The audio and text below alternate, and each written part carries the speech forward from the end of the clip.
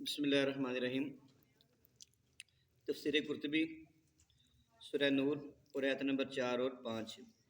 والذین یرمون المحصنات ثم لم یاتوا باربعۃ شہداء فاجلدوہم 80 جلدہ ولا تقبلوا لهم شہادۃ ابدا واولئک هم الفاسقون الا الذین تابوا من بعد ذلک واصلحوا فإن اللہ غفور رحیم۔ یہ 4 اور 5 نمبر آیت ہے۔ امام قرطبی نے اس آیت سے 26 مسائل اخذ کیے ہیں، ان دو آیتوں سے 26 مسائل اخذ کیے ہیں۔ اب یہاں پہ بیٹا سوال نمبر پہلا یہ سوال یہ ہے کہ اس عورت کا شان نزول کیا ہے؟ تو یہ شان نزول بڑا مشہور ہے، واقعہ فقہ۔ حضرت عائشہ صدیقہ رضی اللہ تعالیٰ عنہ ایک غزوے میں سرکار دو عالم صلی اللہ علیہ وسلم سے ساتھ واپس آ رہی تھی، تو رستے میں ایک جگہ ٹھہرے تو حضرت عائشہ صدیقہ رفع حاجت کے لیے گئی۔ اس وقت آپ کم عمر تھیں اور وزن بھی تھوڑا تھا، تو آپ ڈولی میں سوار ہوتی تھی، پالکی میں۔ صحابہ کرام نے یہ سمجھا کہ یہ اب حضرت عائشہ صدیقہ پالکی میں سوار ہیں، انہوں نے پالکی اٹھائی اور پالکی اٹھا کے اونٹ پہ رکھی اور اونٹ پہ کس دی اور چل پڑے۔ قافلہ نکل گیا۔ حضرت عائشہ صدیقہ جب فارغ ہو کے دیکھا کہ وہاں پہ تو کوئی نہیں ہے، وہ وہیں پہ چادر کی بکل مار کے بیٹھ گئی۔ اس زمانے میں یہ بھی رواج تھا کہ جب آگے قافلے جاتے تو قافلے کے پیچھے ایک بندے کو رکھتے کہ جو بندہ قافلے کی گری پڑی چیزیں اٹھا لیتا، اور حضرت صفوان پیچھے آ رہے تھے اور انہوں نے آیات پردہ نازل ہونے سے پہلے اما عائشہ صدیقہ کو دیکھا ہوا بھی تھا۔ جب انہوں نے دور سے دیکھا حضرت عائشہ صدیقہ ہیں، انہوں نے انا للہ و انا الیہ راجعون پڑھا اور ان کے پاس اپنی اونٹنی بٹھا دی۔ حضرت عائشہ صدیقہ اونٹنی پہ سوار ہو گئی، اس کے بعد وہ کوئی لفظ نہ بولے۔ جب نبی پاک کا قافلہ مدینے کے قریب پہنچا تو پیچھے سے حضرت صفوان اور اما عائشہ صدیقہ بھی پہنچ گئے۔ تو اس پہ منافقین نے حضرت عائشہ صدیقہ پہ الزام لگایا کہ نعوذ باللہ یہ صفوان کے ساتھ غلط ہیں، اور اس پراپوگنڈے میں 3 مسلمان بھی آ گئے، حضرت مصطح، حضرت حسان بن ثابت اور حضرت حمنہ۔ یہ منافق تو نہیں تھے لیکن ان کی باتوں میں آ گئے۔ ان حضرت عائشہ کے اس واقعے کے پس منظر میں یہ آیت نازل ہوئی۔ اس میں اللہ نے فرمایا کہ تم میں جو کسی پاک دامن عورت پہ تہمت لگاتے ہیں بدکاری کی، تو وہ 4 گواہ کیوں نہیں پیش کرتے، اور اگر 4 گواہ پیش نہیں کریں گے تو ان میں سے ہر ایک کو 80 کوڑے سزا ملے گی، اور ان کی کبھی شہادت بھی قبول نہیں ہوگی اور وہ فاسق ہیں۔ لیکن جو توبہ کر لیں اللہ تعالیٰ ان کی توبہ کو قبول فرمائے گا۔ تو یہ اس آیت کا شان نزول ہے۔ یہاں پر ایک سوال یہ ہے کہ اللہ تعالیٰ نے یہ کہا کہ عورتوں پر تہمت کوئی لگائے، اگر کوئی کسی مرد پر تہمت لگا دے، اگر کوئی بندہ کسی عورت پر تہمت لگائے تو اور ثابت نہ کر سکے اس کے لیے 80 کوڑوں کی سزا ہے، اور اگر کوئی کسی مرد پر یہ تہمت لگاتا ہے تو اس کے لیے کیا سزا ہے؟ یا اللہ تعالیٰ نے اس کا ذکر کیوں نہیں کیا کہ جو تم میں سے پاک دامن مردوں پر تہمت لگائیں؟ مردوں پر بھی تو تہمت لگتی ہے نا۔ اس کا جواب یہ ہے، اللہ نے عورتوں کا ذکر اس لیے کیا کہ عورتوں کی عزت و نموز یہ بہت زیادہ اہم معاملہ ہے۔ مردوں کی غلطی معاشرہ معاف کر دیتا ہے لیکن عورتوں کی معاف نہیں ہوتی، کہ جس عورت کو ایک مرتبہ بدنام کر دیا جائے تو ساری زندگی اس بدنامی سے اس کی جان نہیں چھوٹتی۔ تو لہذا اللہ تعالیٰ نے عورتوں کو اس بدنامی سے بچانے کے لیے خاص ذکر کیا، لیکن یہ لفظ جو ہے نا یہ مردوں عورتوں دونوں کو شامل ہے۔ اگر کوئی کسی مرد پر ایسی تہمت لگائے تو اس سے بھی مطلب 4 گواہ پیش کرنے پڑیں گے کہ اس نے اس مرد پر تہمت اگر لگائی ہے بدکاری کی تو ثابت کرے کہ اس نے کہاں ان کو غلط کام کرتے دیکھا ہے۔ اس کے بعد اگلا سوال یہ ہے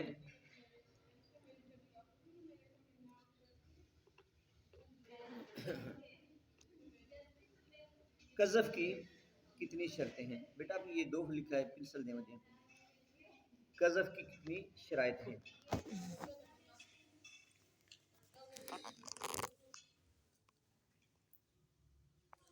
تو بیٹا اس کی کل 9 شرطیں ہیں. کتنی شرطیں ہیں؟ 9. 2 شرطیں قاذف یعنی تہمت لگانے والا اس میں ہونی چاہیے. اگر تہمت لگانے کا والا عاقل ہے اور بالغ ہے تو پھر اس کا الزام لگانا معتبر ہوگا. اگر کسی بچے نے تہمت لگائی ہے پاگل، تو اس کے الزام کی کوئی اہمیت نہیں ہے. نمبر 2، اس پہ الزام کیا لگا ہے؟ مقذوف بھی. اس میں بھی 2 شرطیں ہیں کہ اس نے جو الزام لگایا ہے وہ الزام کس چیز کا لگایا ہے. اس میں بھی 2 چیزیں ہیں، یا تو وہ زنا کا الزام لگائے یا وہ بچے کے باپ کی نفی کرے. یہ مطلب وہ یہ مرد کے کہ یہ بچہ اپنے باپ جنہوں سے حرام دا کہنا، وہ کہنا حرام دیا. تو کسی کو یہ کہنا کہ یہ حرام کا ہے تو یہ اس کی اگر ماں مطالبہ کرے بھی کتنے حرام دا ثابت کرو، تو کسی کو حرام دا کہنا یا حرام کا کہنا، یہ در حقیقت اس کی ماں پہ الزام ہے کہ تیری ماں نے کسی غیر مرد سے منہ کالا کیا ہے. اور دیکھ لیجیے کتنی سخت گال ہے اور اس پہ حد قذف لگتی ہے. اگر کوئی مطالبہ کر دے تو حرام دیا کہہ نال ساڑھے نزدیک اس گال ہی نہیں سمجھ دے سدیا حرام دیا. اور 5 شرطیں ہیں مقذوف میں جس پر تہمت لگی ہے، چاہے وہ مرد ہے چاہے وہ عورت ہے. اس میں پہلے یہ کہ عورت عقل والی ہو.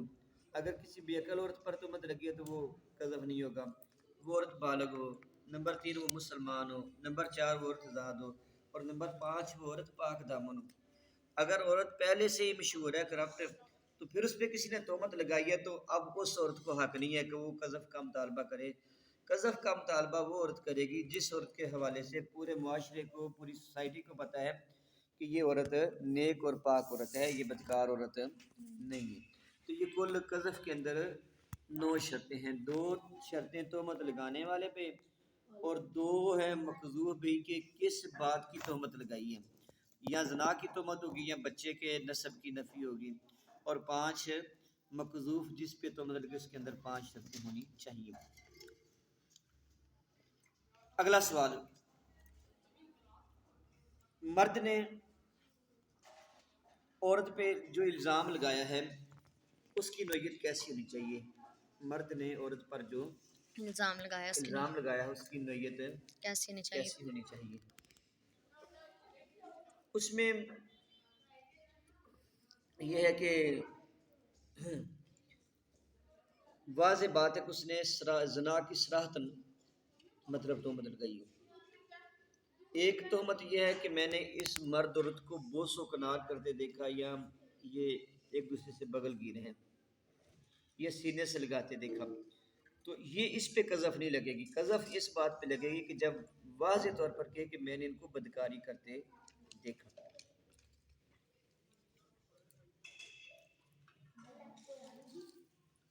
اور امام ابو حنیفہ اور امام شافعی کہتے ہیں کہ الزام لگانے والا جب تک یہ نہ بولے اردت بھی القذف کہ میں ان پر یہ تہمت لگا رہا ہوں کہ یہ انہوں نے یہ کیا، تب تک وہ قذف نہیں ہوگا. اس سے اگلا سوال ہے بیٹا،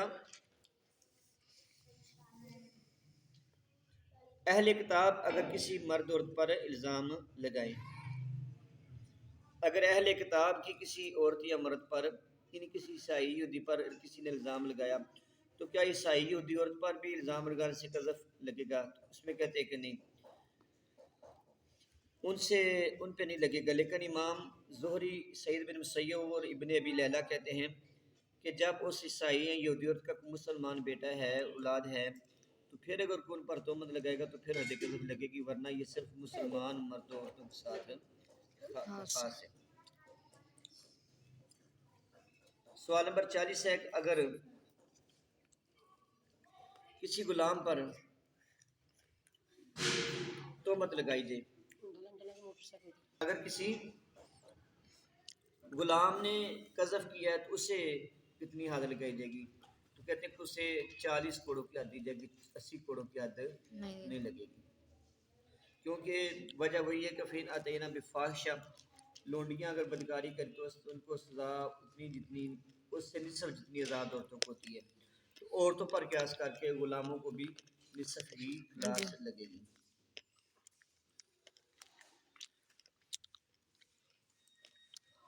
پھر بیٹا اس میں ایک سوال یہ ہے کہ اگر آزاد مرد نے کسی لونڈی پر تہمت لگائی ہے تو کیا حد لگے گی؟ تو اس پہ علماء کا اجماع ہے کہ نہیں، اگر تہمت لگانے والا آزاد ہے اور جس پہ تہمت لگائی وہ لونڈی ہے تو اس پہ حد نہیں لگی، کیونکہ ان کے مرتبے میں تفاوت ہے۔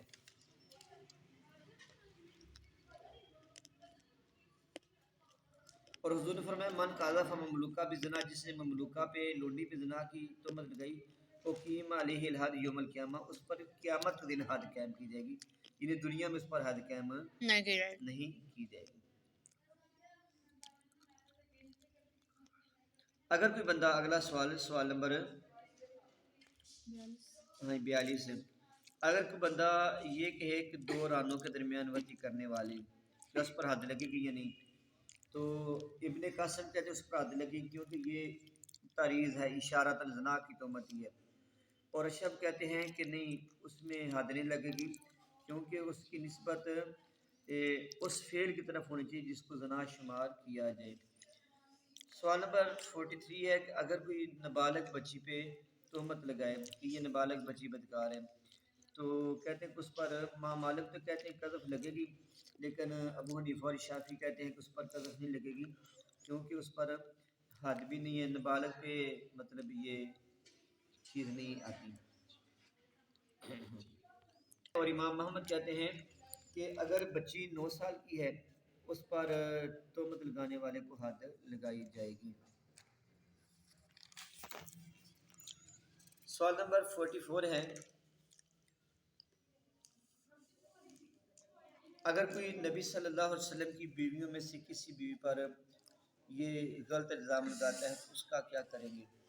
تو اس میں یہ ہے کہ اگر آج کے زمانے میں نبی صلی اللہ علیہ وسلم کی بیویوں پر کوئی ایسی تہمت لگائے اس کو قتل کیا جائے گا،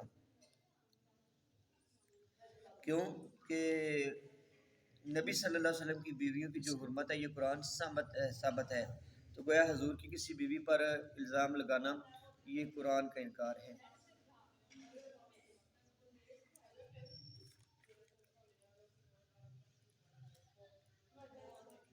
اگلا سوال ہے بیٹا 45، اگر کوئی بندہ کوئی جرم کرتا ہے تو اس میں 2 گواہ ہوتے ہیں، حد قذف میں اور حد زنا میں 4 گواہ ضروری کیوں ہیں؟ اس کا جواب یہ ہے بیٹا کہ یہ باقی جرم ان 2 جرموں کی نسبت کم ہے، کیونکہ اللہ اور اس کے رسول کے سامنے جو سب سے اہم مسئلہ ہے وہ مسلمان مرد اور عورت کی عزت اور حرمت کا پاس ہے، تو چونکہ ان جرموں کے اندر جس پہ حد لگ جانی ہے تو ساری زندگی اس نے بدنام ہونا ہے، تو لہٰذا اس لیے اللہ تعالیٰ نے اس میں گواہ بھی 4 رکھے، اور چاروں کو چاروں مرد ہونے چاہیے، کسی عورت کی اس میں گواہی قابل قبول ہوتی ہے، یہ ذہن میں رکھیں جو 4 گواہ ہیں یہ چاروں کو چاروں مرد ہونے چاہیے، عورت کو گواہ نہیں بن سکتی۔ پھر اس میں ایک بات بیٹا اور یہ ہے کہ یہ جو چاروں گواہ ہیں ہر گواہ سے 5 سوال ہوتے ہیں، کل 20 سوال بنتے ہیں، اگر ہر ایک کے سوال ایکوریٹ ایک جیسے ہیں 20 کے 20، تو بیٹا وہ پھر ہاتھ لگے گی، جرم ثابت ہوگا۔ اگر کسی ایک کا بھی جواب غلط ہو گیا، 19 جواب ٹھیک ہیں، ایک جواب غلط ہے، تو اب اس میں سے کسی کو حد نہیں لگے گی۔ وہ ہر ایک سے جو 5 سوال ہونے وہ کیا کیا ہونے ہیں؟ کس نے کیا، کس سے کیا، کس دن کیا، کس جگہ کیا اور کس حالت میں کیا۔ اگر کوئی کہتے کہ اس نے کیا اور اس سے کیا، اگر نام ڈیفرنس ہو گیا پھر بھی، اگر کسی نے تاریخ اور وقت غلط بتا دیا، مثلا ایک بندہ کہتا ہے صبح کا ٹائم، دوسرا کہتا ہے نہیں شام کے ٹائم، پھر بھی سب پہ حد لگے گی۔ اور کیفیت کیا تھی؟ اگر کسی نے کہا جی کہ اس میں یہ مثال دیتے ہیں ایسے کہے کہ جیسے سرمے دانی میں سرمچو ہے، اگر ایسی کیفیت دیکھی تو ٹھیک، اگر ایسی کیفیت نہیں دیکھی تو پھر بھی سب پہ ان چاروں پہ حد قذف لگے کہ چاروں کو 80 کوڑے لگیں گے، بے شک یہ واقعہ سچا ہی کیوں نہیں، صرف اس لیے کہ مسلمان کی عزت اللہ تعالیٰ کو بہت پیاری ہے، کہ وہ مسلمان مرد بدنام ہونا ہو، اس لیے اس میں 4 گواہ رکھے گئے ہیں۔ سوال نمبر 46 بیٹا یہ ہے کہ جن گواہوں نے گواہی دینی ہے تو وہ کیا ایک ہی مجلس میں گواہی دیں گے یا الگ الگ مجالس میں گواہی دیں گے؟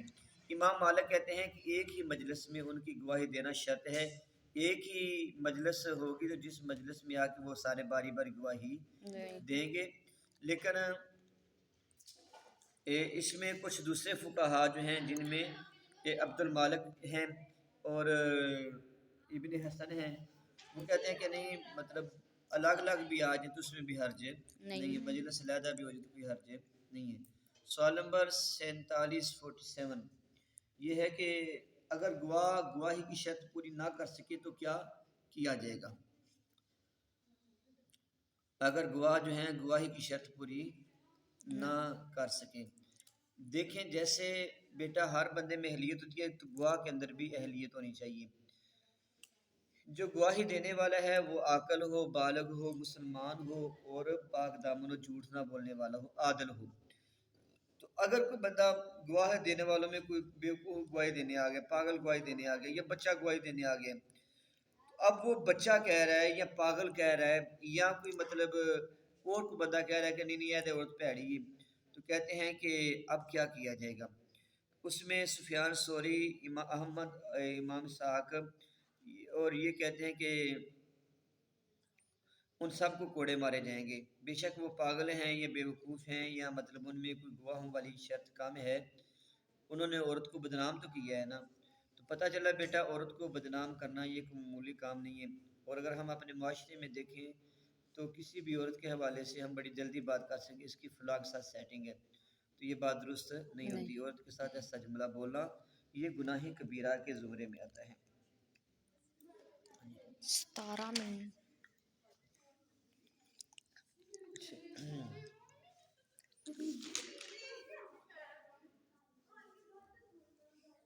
سوال نمبر 49 ہے کہ کیا حد قذف یہ حقوق اللہ میں سے ہے یا حقوق العباد میں سے ہے؟ امام ابو حنیفہ کہتے ہیں یہ حقوق اللہ ہے، اور امام مالک اور امام شافعی کہتے ہیں کہ یہ حقوق العباد ہیں۔ حقوق اللہ کا مطلب یہ ہے کہ اس کو کوئی معاف نہیں کر سکتا، اور حقوق العباد کا مطلب یہ ہے کہ جس پہ تہمت لگے اگر وہ معاف کرنا چاہے تو کر سکتا ہے۔ لیکن امام ابو حنیفہ کہتے ہیں کہ نہیں، اللہ تعالیٰ نے یہ حد مقرر کی ہے، یہ حقوق اللہ کے زمرے میں ہے، تو جب جرم ثابت ہو جائے تو سزا کو کوئی معاف نہیں کر سکتا۔ سوال نمبر 50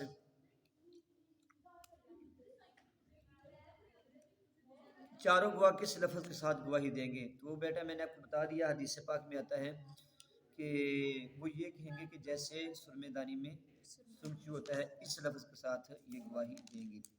سوال نمبر 51 جس بندے پر گواہی ایک مرتبہ حد قذف لگ جائے تو وہ کیا ساری زندگی گواہی دے سکتا ہے یا نہیں دے سکتا؟ تو اس میں امام ابو حنیفہ یہ کہتے ہیں کہ جس پر حد قذف لگی ہوئی ہو وہ گواہ تو بن سکتا ہے لیکن اس کی گواہی کسی جگہ پہ قابل قبول نہیں ہوگی، جبکہ امام مالک اور امام شافعی کہتے ہیں کہ وہ گواہ بھی نہیں بن سکتا، جب وہ گواہی دے نہیں سکتا تو گواہ بننے کا فائدہ، لہذا وہ گواہ بھی نہیں بنے گا۔ سوال نمبر 52 ہے بیٹا کہ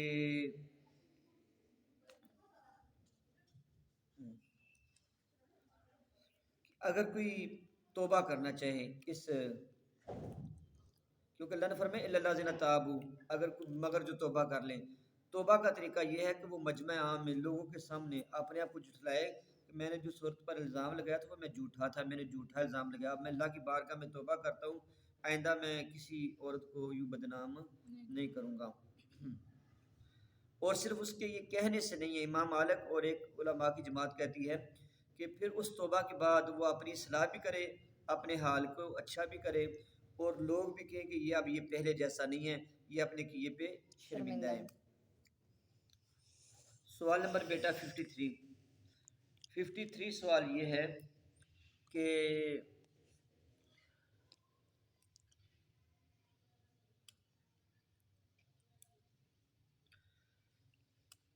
کہ جو قذف جس نے تہمت لگائی ہے اس سے گواہی دینے کا اختیار کب ساقط ہوگا؟ جو اللہ نے فرمایا کہ لا تقبل لهم شہادت ابدا، ان کی کبھی بھی گواہی قبول نہ کرو، اس حکم کا اطلاق کس وقت سے ہوگا؟ ابن ماجوش کہتے ماجشون کہتے ہیں کہ جس وقت اس نے تہمت لگا لی اسی وقت کے بعد اس کی گواہی قبول نہیں کی جائے گی۔ لیکن کچھ ہمیں کہتے ہیں نہیں، جب اس پر حد لگ جائے نا تو اس کے بعد پھر اس کی گواہی کو قبول نہیں کیا جائے گا۔ مثلا ایک بندے نے آج 5 تاریخ کو کسی عورت پر تہمت لگا دی، اب فیصلہ ہوتے لو پورا مہینہ گزر گیا، اب اس مہینے کے دوران اگر اس کو گواہی دینے کی ضرورت پڑے گی تو وہ گواہی دے سکتا یا نہیں دے سکتا؟ تو ابن ماجشون کہتے ہیں کہ نہیں، وہ گواہی نہیں دے سکتا کیونکہ اس نے تہمت لگا دی ہے۔ لیکن دوسرے کہتے ہیں کہ ہو سکتا ہے وہ تہمت لگانے میں سچا ہو، تو جب حد لگنے کا مطلب یہ ہے کہ یہ غلط تہمت لگائی ہے، لہذا اس کے بعد اس کا یہ اختیار ختم ہوتا ہے۔ سوال نمبر 54 ہے بیٹا کہ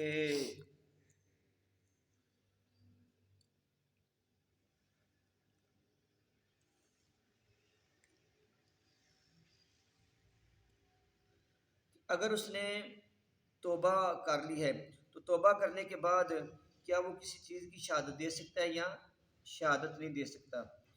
تو امام مالک کہتے ہیں کہ جب اس پر حد لگ گئی اور حد لگنے کے بعد اس نے توبہ بھی کر لی، اب وہ کسی چیز کی گواہی دینا چاہے تو گواہی دے سکتا ہے۔ لیکن کچھ علماء کہتے ہیں جن میں سہنون ہیں، مطرف ہیں اور ابن ماجشون ہیں، وہ کہتے ہیں کہ نہیں، توبہ کرنے کے باوجود ان کی گواہی قبول نہیں کی جائے گی۔ اس کے بعد بیٹا سوال نمبر ہے 55